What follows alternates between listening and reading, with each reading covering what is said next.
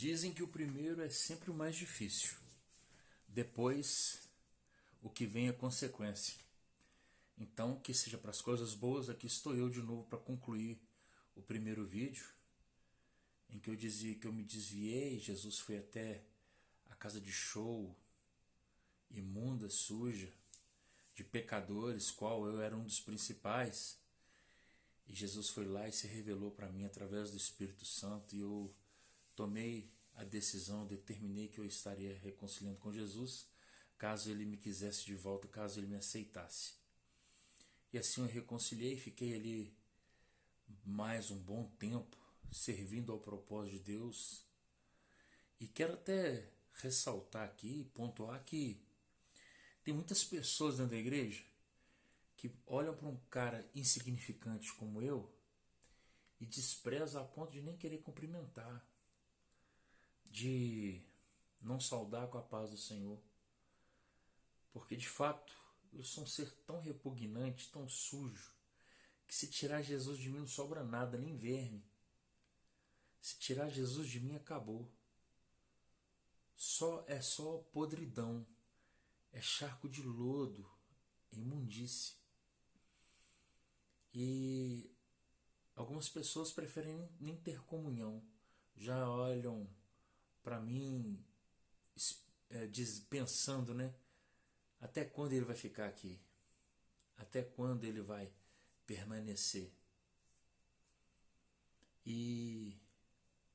Mas o interessante é que a maioria das pessoas que me julgam não aguentariam passar nem menos de um terço do que eu passei. Chamado pregador, ministro de louvor e adoração na casa do Senhor, perseguido de manhã, de tarde, de noite, de madrugada pelo inferno. E vale também ressaltar que ninguém taca pedra em árvore que não produz fruto. Se tem alguém tacando pedra é porque tem algum interesse. É porque tem alguma coisa boa vindo dali. Não é verdade? E tem muito crente dentro da igreja que julgam pessoas como eu, mas a vida deles é insignificante tanto para o reino quanto para o inferno. Satanás prefere mantê-los ali dentro porque eles estão enganando a si mesmo e enganando outras pessoas. E eles acabam servindo ao propósito de Satanás e não de Deus. Porque são pessoas que não pregam, são pessoas que não evangelizam, são pessoas que vão para a igreja, se assentam ali e já se acham que são salvos. E aí se acham na oportunidade de querer apontar o dedo para aqueles que produzem alguma coisa para o reino, contra o inferno. Mas para esses aí, eu desejo o amor, a graça e a misericórdia de Deus e que os olhos de vocês sejam abertos espiritualmente, os ouvidos, de maneira que vocês possam ouvir, ver e compreender qual seja boa, perfeita e agradar a vontade de Deus para a vida de vocês. E não é ir todos os cultos na igreja e achar que é salvo. Isso não salva ninguém. O seu pastor não tem coragem de dizer, mas o irmão Baruch tem. O fato de você ir nas igrejas regularmente não quer dizer nada. Tem gente que está fazendo mais do que você lá pelo fato de simplesmente ir na igreja. Estão expulsando demônios, estão orando em línguas, estão entregando profecia. E lá no final também vão ouvir assim: apartai-vos de mim, malditos, pois não vos conheço. Apartai-vos para o fogo eterno preparado para Satanás e seus anjos e o falso profeta e aqueles que seguiram ele. Muitos crentes estão indo para o inferno porque estão julgando pessoas como eu. Pessoas que vão e dão a vida e são alvejadas e acabam que por falecer, entre aspas, espiritualmente. Mas o bom pastor continua indo, saindo do aprisco, deixando 99 e indo atrás da ovelha perdida, que sou eu. Passei uma longa temporada na presença de Deus novamente e vieram novas circunstâncias, novas situações, raízes mal fixadas, rasas, e eu saí de novo. Dado momento eu estava vivendo de novo a vida que todo mundano, que todo pecador ama.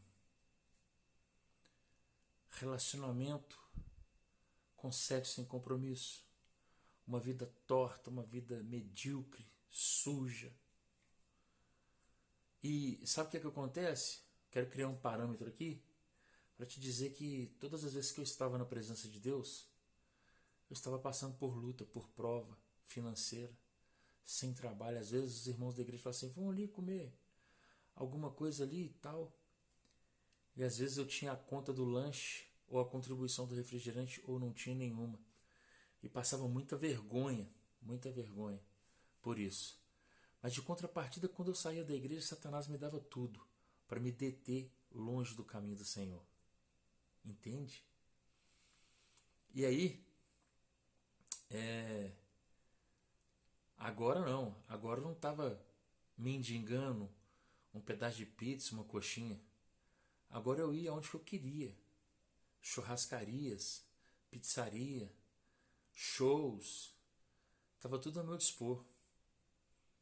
Muita gente não entende isso, mas vai entender.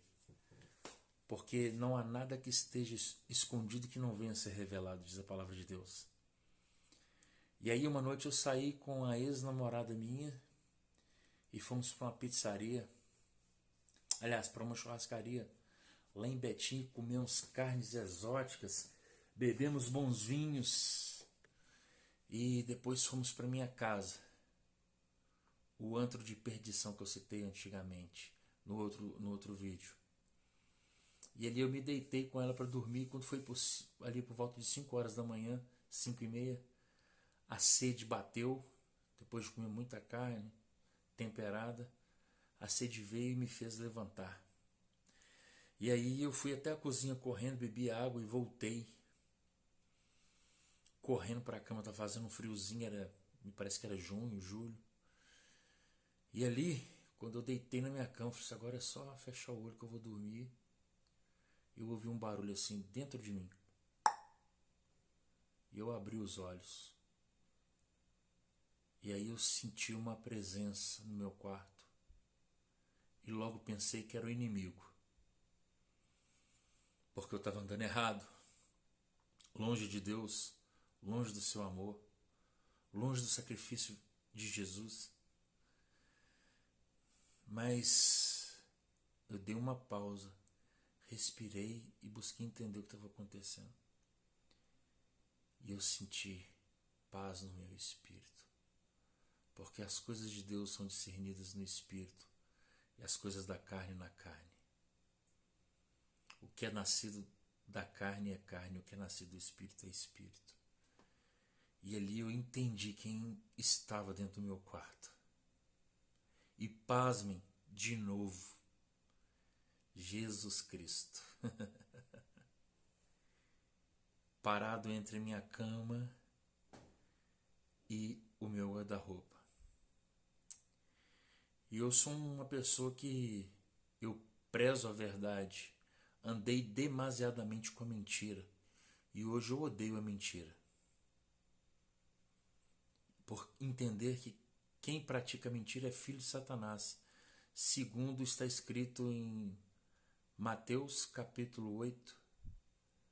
Aliás, João 8,32. Corrigindo. João 8,32. Conhecereis a verdade vos libertará. E o versículo 36 também diz que se pois o Filho vos libertar, verdadeiramente sereis livres. E João 8,44 afirma que Satanás nunca se firmou na verdade. E quando ele fala a mentira, fala-lhe daquilo que lhe é próprio. Porque ele é o pai da mentira e eu não sou filho dele. Eu não tenho parte com ele. E não vou servir ele. E não vou permitir que ele me use. Em nome de Jesus. Por isso estou buscando afundar as minhas raízes cada vez mais. Para que qualquer vendaval que vier, eu permaneça de pé. Sem me quebrar. Sem me prostrar diante da situação. Esse tempo todo que eu passei foi para amadurecer. Para crescer. E para te dizer que se encontra aí desnorteado, que se encontra decepcionado, frustrado com a igreja, que não quer mais saber de Jesus, não quer saber mais de igreja, eu quero te dizer que Jesus permanece sendo o mesmo ontem, hoje e eternamente. E o amor dele é imutável. Isso não quer dizer que você pode viver pecando, que eu posso viver pecando o resto dos meus dias, que ele vai me aceitar. Não, não é isso, não é essa a proposta. Mas ele tem propósito na vida de cada um. E ele vai fazer o que for preciso para te buscar. Não foi à toa que ele morreu numa cruz, no meu lugar. E eu quero fazer cumprir a vontade de Deus na minha vida. Eu quero viver os sonhos de Deus. Eu quero viver os projetos de Deus na minha vida. Eu quero ser um instrumento usado nas mãos de Deus. Eu quero ser um atalaia que sobe nas lajes e prega a palavra de Deus. E eu vou ser. A palavra de Deus diz que eu tenho que tomar cuidado com os meus pensamentos, porque aquilo que eu penso é aquilo que eu me torno. É a lei da atração. E eu estou dizendo, eu estou manifestando a minha alma e o meu espírito, o desejo que é em mim, que eu serei um homem segundo o coração de Deus e que eu vou dar frutos para Deus, para a glória e honra de Deus. E nada e ninguém vai me parar. Chega, acabou o tempo de vida rasa com Deus. É tempo de levantar a bandeira do Evangelho, a bandeira de Jeová Nissim, e anunciar que é chegado o reino dos céus a toda criatura. E eu vou usar todos os meios, todos os meus canais, todas as minhas redes sociais para que isso aconteça, a fim de que o máximo de pessoas sejam alcançadas para a salvação. Então, Jesus, ele entrou no meu quarto e ele se pôs ali próximo a mim e eu com muita ousadia disse para ele: Senhor, eu sei que o Senhor está aqui, mas a minha pergunta é por quê? Eu conheço tantos homens e mulheres de Deus que estão agora de joelhos, com a cara no pó, se humilhando, buscando a sua face, desejoso que o Senhor responda às orações deles, que o Senhor transforme a vida deles, que o Senhor transforme a igreja local, que o Senhor repreenda a frieza, a amargura, que o Senhor repreenda o pecado no seio da igreja. Pessoas que estão buscando o reino e a justiça do Senhor agora, homens e mulheres de Deus. E o Senhor veio aqui, nesse lixão, que é minha casa. Eu estou de novo morto nos meus pecados e delitos. E o Senhor veio aqui. Por quê?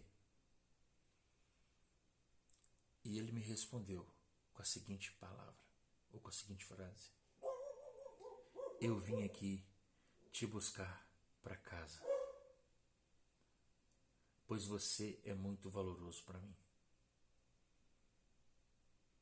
E naquele momento houve um constrangimento sem igual na minha alma.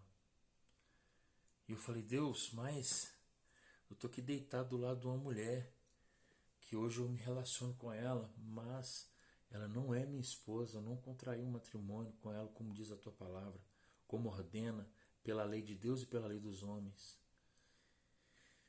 Não vai ser fácil voltar para sua casa. Eu tenho tanta coisa para deixar, tanta coisa para abandonar, Senhor. Tantas pessoas buscando o Senhor e o Senhor aqui. E ele falou assim para mim: você sabia que muitas pessoas que te conhecem, sabem o dom, o chamado que eu tenho na sua vida, já oraram para mim e me pediram que eu tirasse de você os dons, os talentos que eu te dei, o chamado que eu tenho na sua vida, e desse para eles, porque você não tem compromisso algum com Deus e nem com as coisas de Deus? Sabe o que eu respondi para eles? O que eu tenho contigo é contigo. Eu te chamei, eu te elegi, eu te justifiquei com meu sangue e eu vim para te levar para casa. Naquele momento eu me retirei do quarto e fui para o outro quarto e comecei a orar e pedir a Deus perdão, e pedir a Deus sabedoria, e pedir a Deus força para tomar as decisões que viriam a seguir, porque eu ia ter que terminar meu relacionamento naquela época, eu ia ter que abrir mão de tanta coisa para reconciliar com Jesus. Mas eu quero te dizer que eu vou encerrar esse vídeo, está muito grande. Valeu a pena. Ah, mas você disse que você desviou tantas vezes. Valeu a pena. Eu tive que passar por lugares, por situações, por circunstâncias que me fizeram crescer, que me fizeram amadurecer. E hoje tudo que eu quero, eu tenho abandonado tudo para servir a Deus, para ser um instrumento usado para a glória de Deus. Eu quero dizer para você que acha que para você não tem mais jeito, eu sou a prova viva que sim. Marquinhos Gomes canta uma canção que diz assim: eu não morrerei enquanto a promessa de Deus não se cumprir, pois quem tem promessa de Deus não morre não. E tem a fé de Abraão. São esses, mais ou menos esses dizeres. Eu não lembro totalmente da letra, mas eu creio piamente nisso. Quem tem promessa de Deus não vai morrer. E eu vou continuar contando aqui as coisas que Deus fez. Todas as investidas de Satanás, todas as vezes que Satanás tentou me matar. Arma na cara 2 vezes. Acidente de moto sem capacete. Capotamento de carro. Capotamento de carreta. São tantas coisas que eu vou contar para vocês aqui. Porque se você não vai a Jesus se você não quiser. Porque Ele está de braços abertos, te esperando. Apocalipse 3:20 diz: eis que estou à porta e bato. Se alguém ouvir a minha voz e abrir a porta, eu entrarei e cearei com ele e ele comigo. Você só precisa abrir a porta. Você só precisa de ouvir quando ele bater. E quando ele bater, abra a porta e deixe ele entrar. Deixe ele modificar o que tem nessa casa. Se preciso for derribar essa casa para construir algo novo, permita-se. Porque o que Deus tem para você é maior e melhor do que você imagina. Que Deus os abençoe em Cristo Jesus. E que o amor de Deus Pai, a graça salvadora de Cristo, as doces eternas consolações do Espírito Santo sejam derramadas sobre vós, hoje e para todos sempre. Amém. Fiquem com Deus.